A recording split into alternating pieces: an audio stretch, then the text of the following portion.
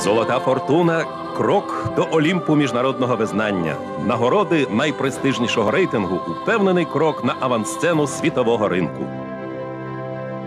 Нагороду отримує магазин квітів і подарунків «Барбарис», керівник підприємства Шумна Оксана Орестівна.